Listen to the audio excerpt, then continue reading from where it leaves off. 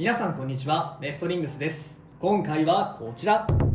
新しく発売されたサムライカリバーとシャークスケールのパーツを使って 3on3 バトルをやっていきたいと思います。今回は私野水航がサムライカリバーのパーツを、そしてつぶやきさん太郎がシャークスケールのパーツを使っていきます。よろしくお願いします。お願いします。それでは早速やっていきましょう。行きましょう。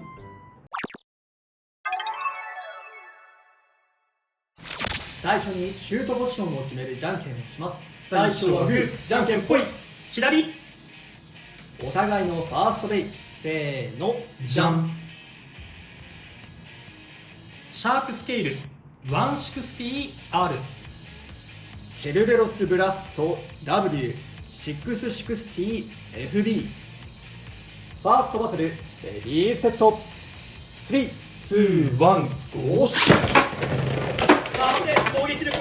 あぶねファーストでもいいしオーバーでもいい。え。いや、めっちゃされるし、ナイス。フ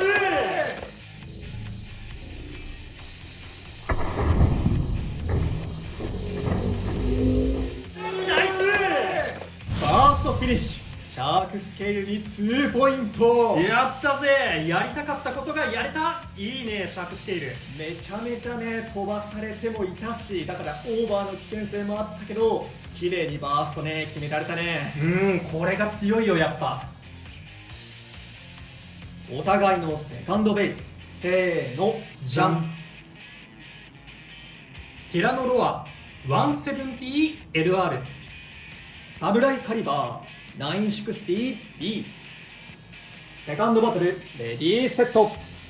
3、2、1、ゴーシュ。さあ、ある程度逆転をしてからよいしょ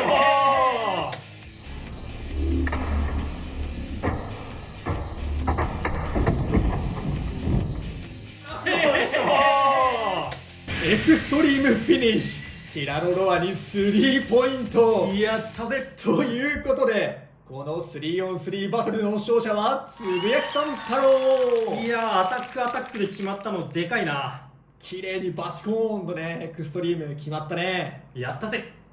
3on3 バトルの決着はつきましたが、最後の1機もやっていこうと思います。お互いのサードベイ、せーの、じゃん。ヘルズブレイブ A450UF。 ウィザードロット 670M。 サードバトルレディーセット、3、2、1、ゴーシュ。さあ、マーズが暴れ出してとどまって、マーシのグリップ力がでも飛ばされてない感じある。効いてる効いてる。グリップ力効いて守りきっておオッケー。いいフィニッシュ。ウィザードロットに1ポイント。いや、しっかりグリップした感じ見れたね。ちゃんと踏ん張ってたのが分かった。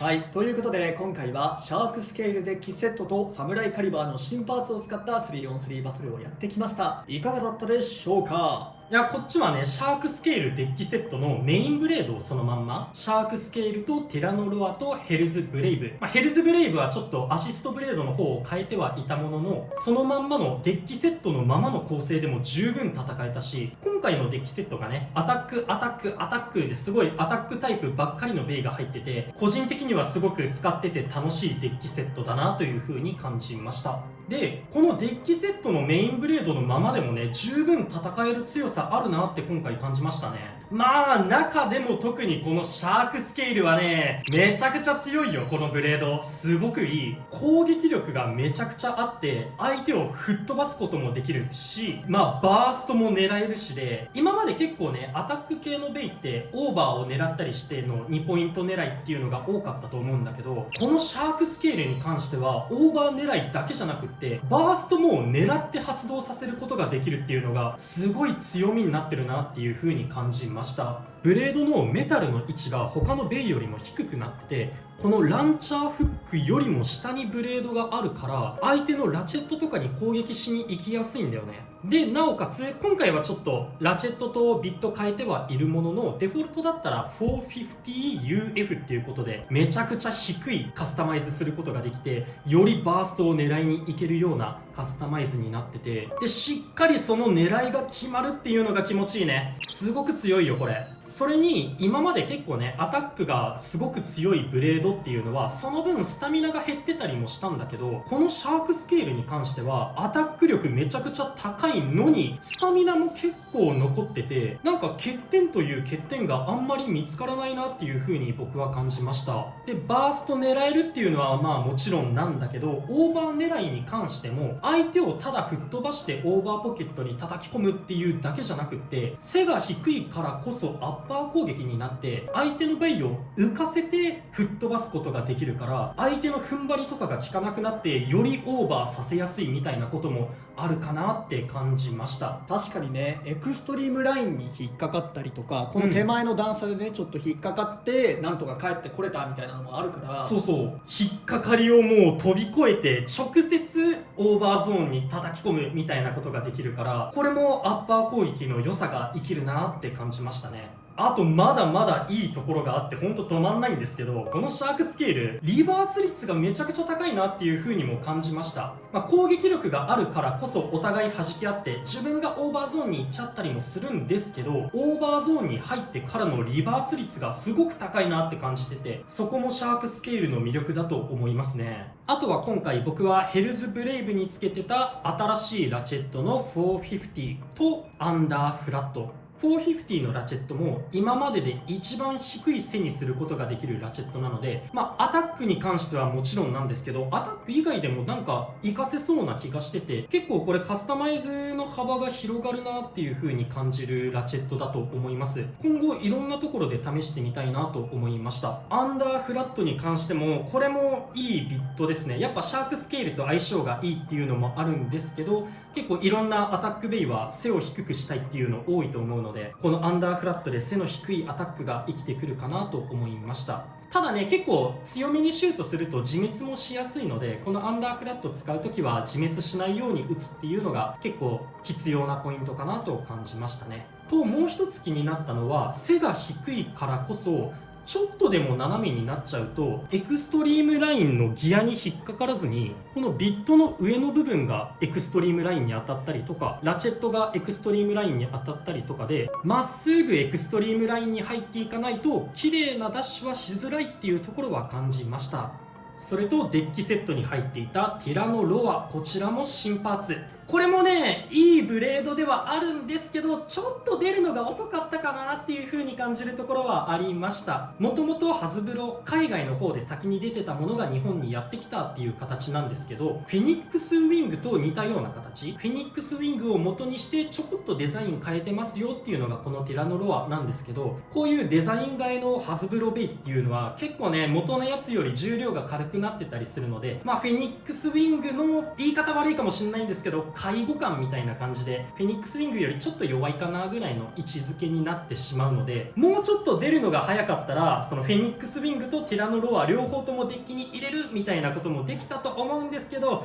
今はもうねペガサスブラストとかねそういう強いのもどんどん出てきたし、同じデッキセットにいるシャークスケールも採用率多分めちゃくちゃ高くなるだろうなって思うので、今の登場だとちょっとガチ対戦のデッキに入るスペースはないかなって感じてしまうところはありました。ただねフリーバトルとかだったら全然使えると思うし、今だとね恐竜デッキとかも組めると思うので、ティラノとかトリケラとかプテラでそういうところで楽しむことはできるかなと思います。全然悪いブレードではないんですけど、ちょっと出番が遅かったかなと感じました。あとはラチェットの170、これもね結構どこかで生きてくるところはあるラチェットかなと思うので、一つは持っておくと便利かなという風に感じました。160のラチェットがね結構いろんなところで俺は使いたいなって思ってて、なんなら 3on3 デッキ全部160でもいいんじゃないっていう風に思う時もあるぐらいなので、160つけられないところに代わりとして170をつけるみたいなこともできるので、これは1個持っとくといいラチェットになるかなと思いました。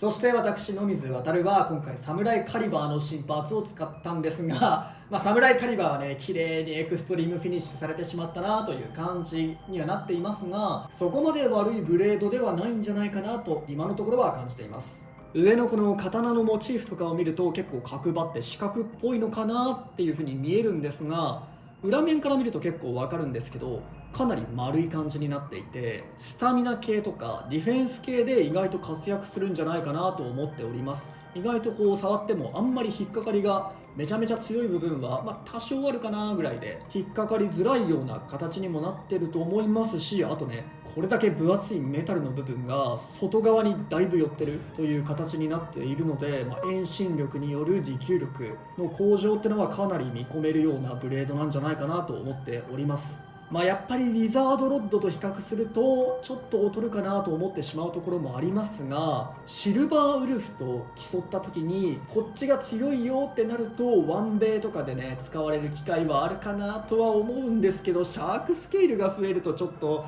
話は変わってきそうかなとは思いますね。今思いつきましたけど、